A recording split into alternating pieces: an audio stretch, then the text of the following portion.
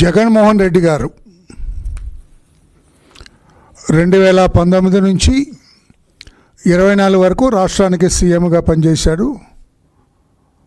తర్వాత 24లో జరిగిన ఎన్నికల్లో పాపం 11 సీట్లకే పరిమితమయ్యారు. ఆయన అధికారం పోయిన దగ్గర నుంచి కూడా మనిషి కళ్ళు తాగిన కోతిలాగా, సారీ ఈ కోతితో ఊరక చెప్పాను, నిప్పు తొక్కిన కోతిలాగా ఇష్టం వచ్చినట్లుగా వ్యవహరిస్తూ ఉన్నారు జగన్మోహన్ రెడ్డి గారు. అతను చేస్తున్న పనులన్నీ ఎప్పుడెప్పుడు అధికారంలోకి వస్తానా, అధికారంలోకి రావటానికి ఏమి చేయాలి, ఎన్ని అడ్డదారులు తొక్కటానికైనా నేను సిద్ధంగా ఉన్నాను, ఏ చెత్త పనులు చేయటానికైనా నేను సిద్ధంగా ఉన్నాను, ఎన్ని దురాగతాలు చేయటానికైనా నేను సిద్ధంగా ఉన్నాను, ఎన్ని దుర్మార్గాలు చేయటానికన్నా నేను సిద్ధంగా ఉన్నాను, ఎన్ని తప్పుడు పనులు చేయటానికైనా నేను సిద్ధంగా ఉన్నాను అనే రీతిలో జగన్మోహన్ రెడ్డి గారి వ్యవహార శైలి ఉంది. ఎంత ఆతృత పడితే మీకు అధికారం దక్కదు జగన్మోహన్ రెడ్డి గారు, ఎంత ఆరాట పడితే అధికారం దక్కదు మీకు జగన్మోహన్ రెడ్డి గారు. ప్రజలు మీ వ్యవహార శైలి నచ్చాలి. గతంలో మీరు చేసిన పరిపాలన వాళ్ళు మెచ్చాలి. మీరు కావాలని కోరుకుంటే తప్ప మీకు అధికారం రాదు. మీరు ఎన్ని తప్పుడు పనులు చేసినా, ఎన్ని దుర్మార్గాలు చేసినా మీకు అధికారం రాదు. అందుకే ఏదో రకంగా అధికారంలోకి రావటం కోసం ఈనాడు జగన్మోహన్ రెడ్డి గారు ఎన్ని తప్పుటడుగులు వేస్తున్నాడు. తప్పటడుగులు అంటలేదు, తప్పటడుగు ఈజ్ డిఫరెంట్ ఫ్రమ్ తప్పుటడుగులు. తప్పుటడుగులు వేస్తూ ఉన్నాడు. మత కల్లోలు సృష్టించటం ప్రధాన లక్ష్యంగా పెట్టుకున్నాడు జగన్మోహన్. పాత్రికేయ సోదరులారా, మీరు దయచేసి వినాలి. మత కల్లోలాలు సృష్టించటం రాష్ట్రంలో ప్రధాన లక్ష్యంగా పెట్టుకున్నాడు టు రీచ్ ది పవర్. అధికారంలోకి రావటానికి మత కల్లోలు సృష్టించటానికే పెట్టుకున్నాడు. ప్రాంతీయ విభేదాలు సృష్టిస్తున్నాడు. తెలంగాణ, కోస్తా, ఉత్తరాంధ్ర ఈ రకంగా ప్రాంతీయవాదం, కులఘర్షణలు కూడా ఈయన బీజం నాటుతున్నాడు. ఎప్పుడూ లేదు ఆంధ్రప్రదేశ్ రాష్ట్రంలో. సెక్యులరిజానికి ప్రాధాన్యత ఇచ్చే ఆంధ్రప్రదేశ్ రాష్ట్రంలో గౌరవ ముఖ్యమంత్రి గారు చంద్రబాబు నాయుడు గారు ఉన్నప్పుడు గతంలో ఎప్పుడు కూడా సెక్యులరిజానికి ఎక్కడ భంగం కలగలేదు. తెలంగాణ ఉమ్మడి రాష్ట్రానికి సీఎంగా ఉన్నప్పుడు కూడా హైదరాబాద్ ఓల్డ్ సిటీలో మత కల్లోలాలు రెచ్చగొడితే ఇనుప పాదంతో కంట్రోల్ చేశారు. ఓల్డ్ సిటీ కూడా చంద్రబాబు వైపు తిరిగారు. ఆ రోజున రాష్ట్ర ప్రజలందరూ కూడా చంద్రబాబు గారికి జేజేలు కొట్టినారు మత కల్లోలాలు కంట్రోల్ చేసిన విధానానికి. ఇప్పుడు కూడా చంద్రబాబు నాయుడు గారే ముఖ్యమంత్రిగా ఉన్నారు. మీ ఆటలు సాగవు జగన్మోహన్ రెడ్డి గారు అని చెప్పి నేను అంటున్నా. అందుకే ఈరోజు నేను ప్రెస్కి ఇక్కడ కూర్చున్న నేపథ్యం, రాష్ట్రంలోని దళితులారా, జగన్మోహన్ రెడ్డి మాయలో పడకండి. మై రిక్వెస్ట్, ఈ రోజున దళిత వర్గాలకి, దళిత నాయకులకి, ఇతర పార్టీలో ఉన్న దళిత నాయకులకి నేను విజ్ఞప్తి చేస్తూ ఉన్నా, జగన్మోహన్ రెడ్డి అనే మోసకారి వలలో, ఆయన మాయలో పడకండి దళిత సోదరులారా. ఎందుకంటే ఆ రోజున 2019 ఎన్నికల్లో దళితులు కొంత అతని వైపు మొగ్గిన మాట వాస్తవమే. వాస్తవాలను మనం కాదనలేము. ఆనాడు ఓటు బ్యాంకుగా ఉన్న దళితులు 2024 ఎన్నికలకు వచ్చేటప్పటికి, అయ్యా జగన్ బాబు మీరొద్దు మాకు అని దళితులందరూ కూడా, దళితుల్లో ఉన్న అన్ని కులాల వాళ్ళు కూడా, 59 కులాల వాళ్ళు కూడా మాకొద్దు జగన్, అని దళిత ఓటు బ్యాంక్ అంతా కూడా చంద్రబాబు నాయుడు గారిని కావాలనుకోవటం, ఆయనకు ఓటేయటం, 164 సీట్లతోటి కూటమి ప్రభుత్వాన్ని ఎన్నుకోవటం, చంద్రబాబు గారు ముఖ్యమంత్రి అవడం మనందరికీ తెలుసు.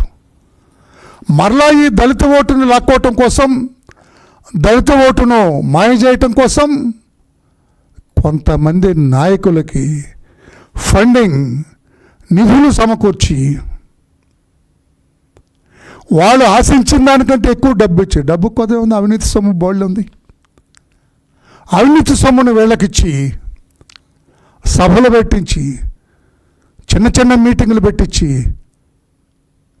చంద్రబాబు నాయుడు గారి మీద, కూటమి ప్రభుత్వం మీద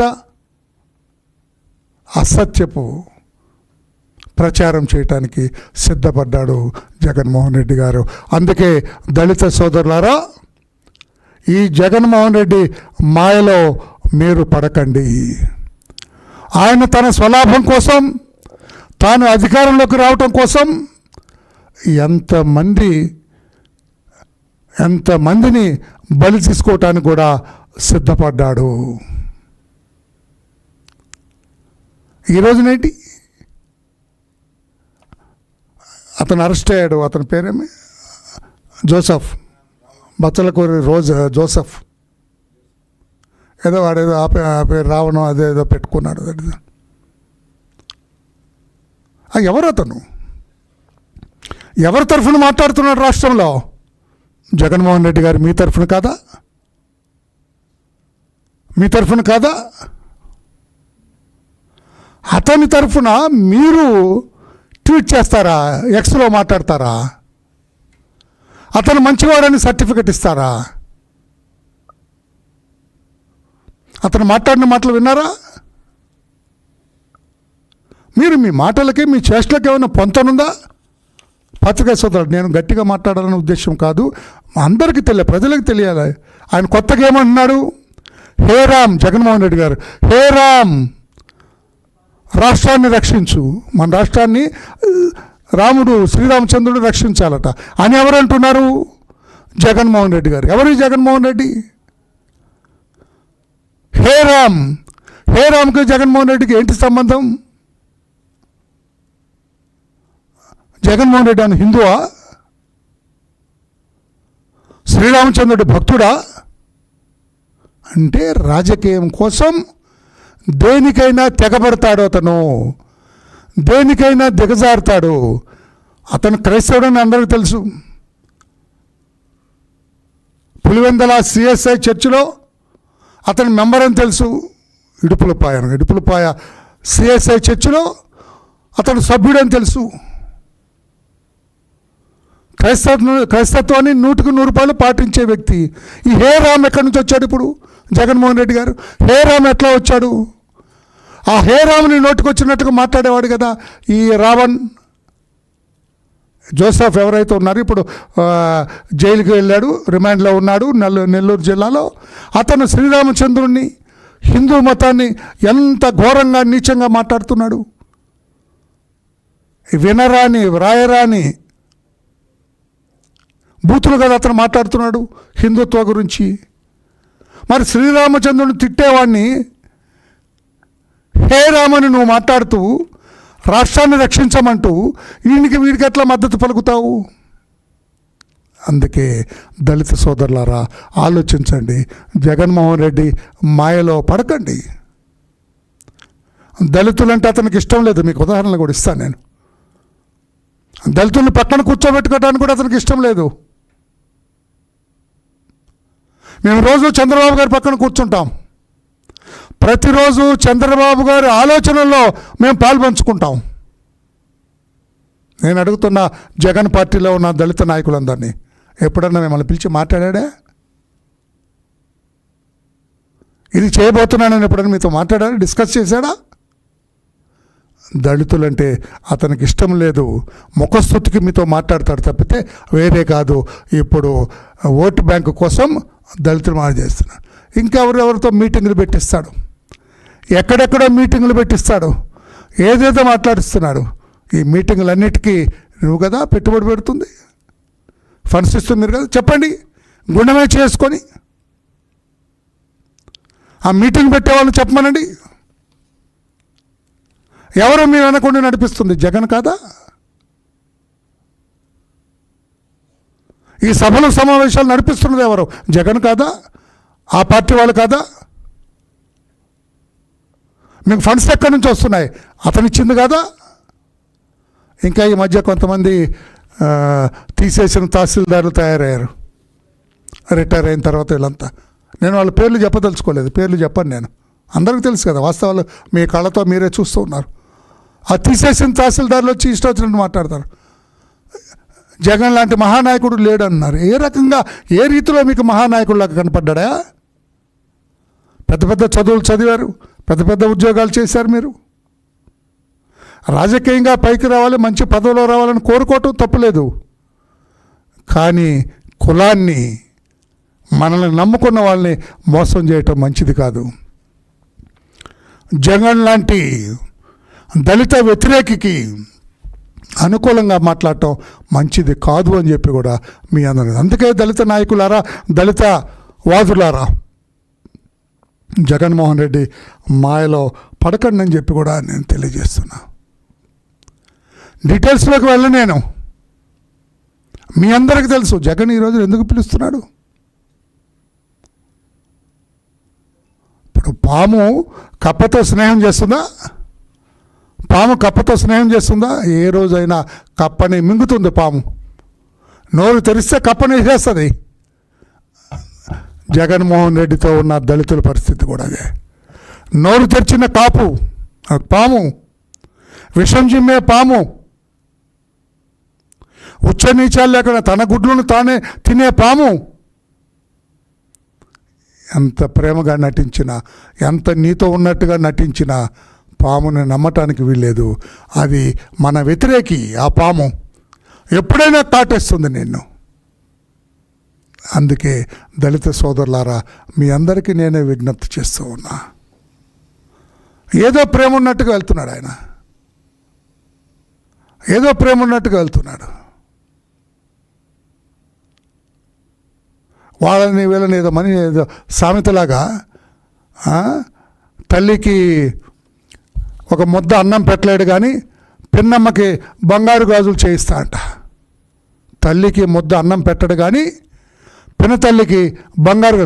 అందరి దగ్గరికి తిరుగుతూ ఎవరు వస్తారు, ఈరోజు ఎవరు వచ్చారు అని అడుగుతున్నా అంట జగన్మోహన్. ఎందుకు సార్ అంటే వెళ్ళి పలకరిస్తా అన్నా. ఏంటి నువ్వు పలకరించేది? మొన్న ఎవరు మా దళిత నాయకుడు, అతని ఇంటికి వెళ్ళావు. బతుకున్నప్పుడు ఎప్పుడన్నా ఇబ్బంది పడ్డ దళితుడి ఇంటికి వెళ్ళావా మిస్టర్ జగన్మోహన్ రెడ్డి?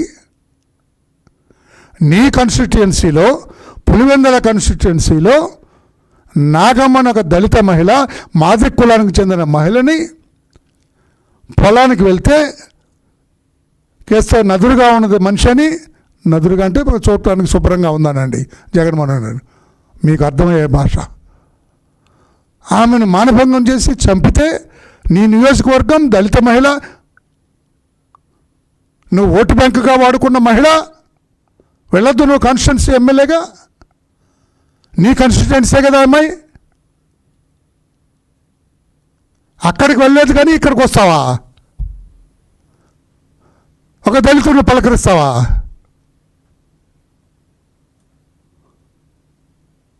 మాకు తెలుసు ఎప్పుడు సాయం చేయాలి, ఎలా చేయాలి, మాకు తెలుసు. నీకే వెళ్ళొచ్చు, నీకంటే రాజకీయం. దళితుడి దగ్గరికి వచ్చేది ప్రేమ, కపట ప్రేమ అనేది. దళితుడిని పరామర్శిస్తే కపట ప్రేమ. అతనెవరో చనిపోతే అక్కడికి వెళ్తావు నువ్వు. అంటే you are waiting for a dead body everyday. ప్రతిరోజు ఒక శవం కోసం చూస్తున్నారా జగన్మోహన్ రెడ్డి గారు? సరైంది కాదు. ఈ రకంగా మత విద్వేషాలు, కుల తగాదాలు, కుట్రలు మంచిది కాదు. జగన్మోహన్ రెడ్డి గారు బ్రహ్మాండంగా ప్రశాంతంగా ఉంది రాష్ట్రం. చంద్రబాబు గారి పరిపాలన అందరూ ఆహ్వానిస్తున్నారు, ఆస్వాదిస్తున్నారు. చంద్రబాబు గారి పరిపాలన, శాంతి భద్రతలు బ్రహ్మాండంగా ఉన్నాయి రాష్ట్రంలో. ఇవన్నీ మరిచి ప్రశాంతంగా ఉన్న కడవడి పాలల్లో చిన్న విషం చుక్క వేయాలని ప్రయత్నం చేస్తున్నారు జగన్మోహన్ రెడ్డి గారు. మంచిది కాదు అని చెప్పి కూడా మీకు నేను తెలియజేస్తున్నా. హేరామ్ ఎక్కడి నుంచి వచ్చాడు సార్ మీకు అంటే? ఏ నాటకమైనా ఆడగలరు మీరు, ఏ నాటకమైనా ఆడగలరు మీరు. ఇక్కడ హే రామాన్ని ఆరాధించినట్టు మాట్లాడతారు, రాముణ్ణి తిట్టిన రావణ్ణి మీరు వెనకేసుకొస్తారు. ఇది ఎక్కడి న్యాయం? ఒక్కసారి ఆలోచన చేయండి అని చెప్పి కూడా నేను తెలియజేస్తున్నా. డాక్టర్ సుధాకర్ చనిపోవటానికి కారణం మీరు కదా మిస్టర్ జగన్? మీ వల్ల కదా